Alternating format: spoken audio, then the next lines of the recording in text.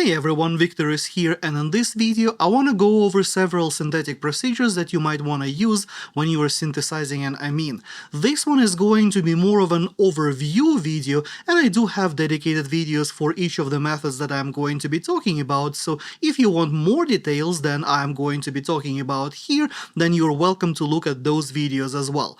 Here I'm just going to talk about the general idea for the methods, a little bit about the mechanisms, when you might want to use different methods, and when those methods might not work. So let's get to it. First, let's take a look at simple substitution reactions. Something like this, where you have an alkyl halide or maybe another molecule with a leaving group reacting with ammonia or maybe even an amine. The X here represents the leaving group, which, as I've mentioned, might be a halide or another leaving group. These reactions are also done in a huge excess of ammonia. Typically, we are looking at a 10x excess or even larger than that. For instance, if we take this butyl bromide and treat that molecule with ammonia, we're going to get a simple SN2 reaction, which is going to give us the corresponding protonated intermediate. So from this point, I'm going to bring the next equivalent of ammonia to deprotonate that, and that's going to give us our final product, the free amine, butylamine in this case. Now, the issue with this reaction is that the amine that we have just made is actually much more reactive than the original ammonia, which means that the overalkylation where the product keeps reacting is very likely in this case, and this reaction is also quite fast. So if I redraw my original starting material, butyl bromide, and my newly formed butylamine, then we have, boom, reaction between those two guys, giving us the following intermediate. So, like in the previous case, I'm going to bring ammonia to deprotonate this intermediate, giving me now a secondary amine. And guess what? This guy is even more reactive, so the reaction can happen again and again and again. So in reality, this reaction only works on paper and maybe in industry in some simple cases. Do not ever write it in your synthesis on the test or in your homework. This is not a lab method. Avoid it at all cost. And here is the thing about this simple alkylation that you might see on the test or maybe your first homework involving this reaction or anything like that. Often instructors are being nice and they will just give you full credit or maybe partial credit for a reaction like that if you're proposing something like that in your synthesis. But here's the thing.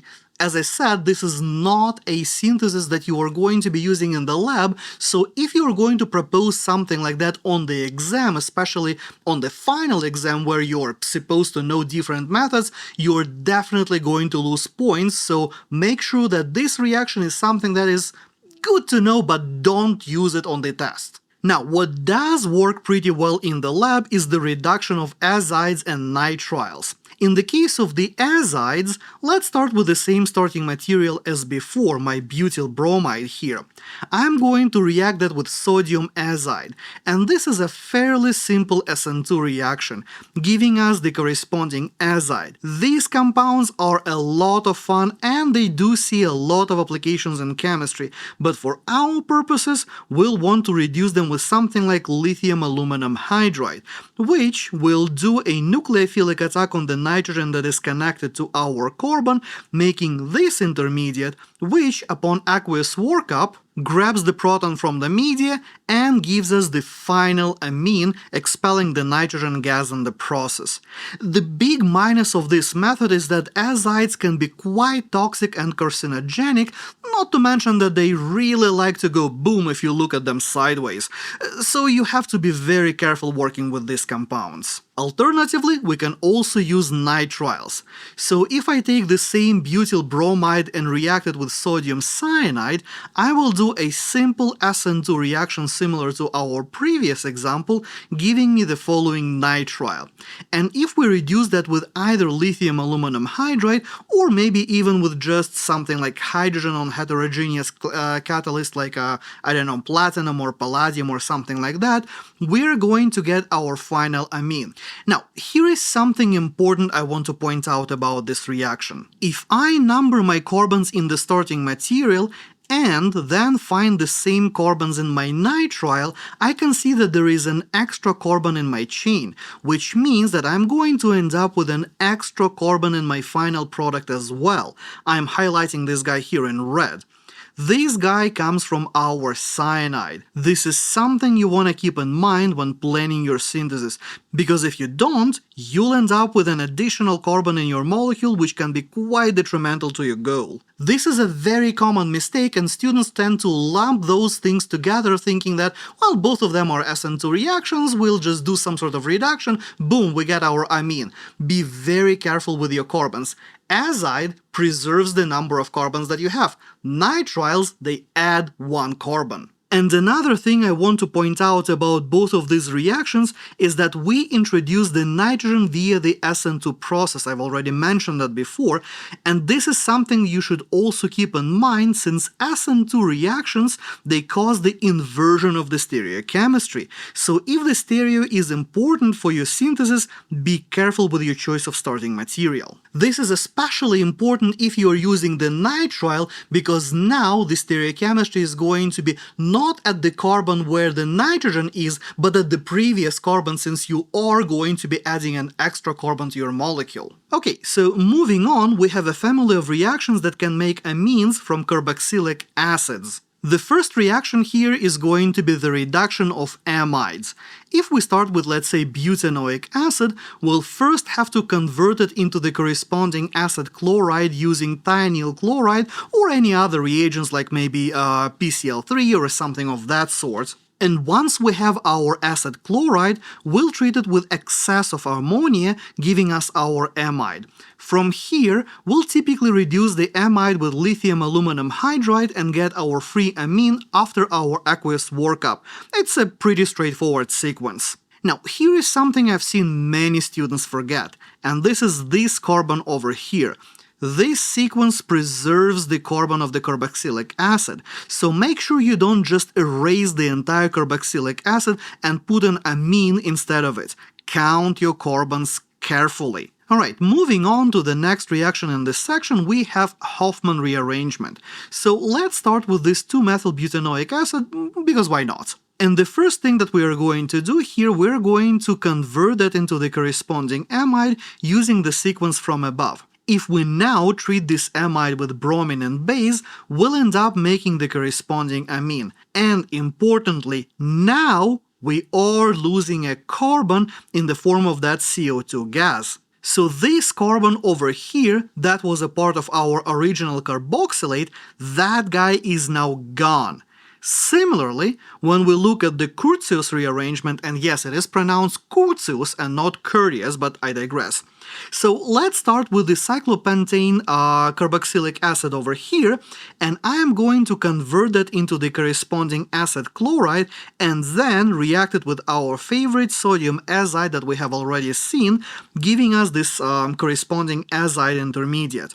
Now, these guys are not particularly stable, so with a little bit of gentle heat and the aqueous conditions, the molecule will undergo rearrangement similarly to the Hofmann example above and give us the corresponding amine, cyclopentylamine in this particular case. And like in the previous example, we are going to lose the carbon here as well. So this carbon of the carboxylic acid goes away with CO2. And seriously, not keeping track of your carbons in these reactions is the most common mistake I see students make when they come to my office hours with questions, so be very careful. Alright, next, in no particular order, we have the Gabriel synthesis. If we take a primary halide like this one and treat it with phthalimides like what I have on the screen, we are going to see an example of a simple SN2 attack resulting in the formation of the new compound with the new carbon-nitrogen bond and the monstrosity of this phthalimide sitting on our molecule. Then, if I cleave it with either hydrazine or maybe aqueous potassium hydroxide, we are going to get our free amine. And the biggest problem with this reaction is that the phthalimide, the nucleophile that I'm using in this reaction, is extremely bulky, meaning that this reaction is going to be incredibly sensitive towards the steric hindrances that you might have in your molecule. The reaction overall is also very moody, and the co-products that you're going to make in this reaction, they're kind of a pain to get rid of. So overall, this is a historically important reaction, but we pretty much never do that in lab anymore, so you will be hard-pressed to find the uses of this reaction nowadays, and I don't know why we still teach it, but you gotta know it, and you will never use this reaction in the lab. The next method, however, reductive amination, that one is the bread and butter of modern amine synthesis. Generally, if we have an aldehyde or a ketone, like this acetophenone over here, we can treat it with ammonia and the reducing agent, like the cyanoborohydride, giving us the amine right away. This is an example of a single pot or a one-pot procedure, if you like to call it this way. We can also do this reaction in two steps, like in this example, where I first make an imine intermediate and then reduce it to the corresponding amine. So the benefits of this reaction are that it works for both aldehydes and ketones. It can be done as a one-pot or as a stepwise procedure depending on your setup and your starting materials, your compounds. It can make anything from simple amines to really complex structures, and my favorite, it can be used in the cascading transformation, making really complex systems and cyclic amines from acyclic starting materials. For instance, if let's say I take this dicarbonyl over here and treat this guy with ammonia using the single pot procedure that I described a moment ago, I'm going to end up with the following piperidine derivative in one synthetic step. Pretty cool, right? So if I number my atoms in the starting material, so I have 1, 2, 3, 4, and 5, here are they in my product, 1, 2, 3, 4, and 5. And the nitrogen atom here becomes my 6th atom in the ring. As a bit of a challenge, try drawing this mechanism and let me know if you got it or not in the comments below. And finally, I want to mention the synthesis of aromatic amines. The most common approach here is going to start with an aromatic compound of some sort, and I'm just using benzene here for simplicity. We'll first perform a nitration reaction to add the nitro group, and since reducing it is really easy, nitro compounds can be reduced by pretty much anything imaginable out there. For the simplicity's sake, I'm just showing the iron plus acid method over here. And since this particular case we're working in acidic media, I'll just need to neutralize this molecule and get my free amine. So those type of synthesis for aromatic amines are pretty much always going to follow this sequence, so that one is kind of a no-brainer. Now, of course, the list that I've just given you here is far from exhaustive. There are other methods that do give you amines, and your instructor might have introduced some of those in the class, but these are the ones that you are absolutely got to be familiar with for any type of a test. These are something that you can expect for the MCAT, ACS exams, and any average sophomore organic chemistry class for sure. So, which method is your favorite? Let me know in the comments below, and as always, thank you for watching. If you like this video and learned something new today, boop the like button, and I will see you next time!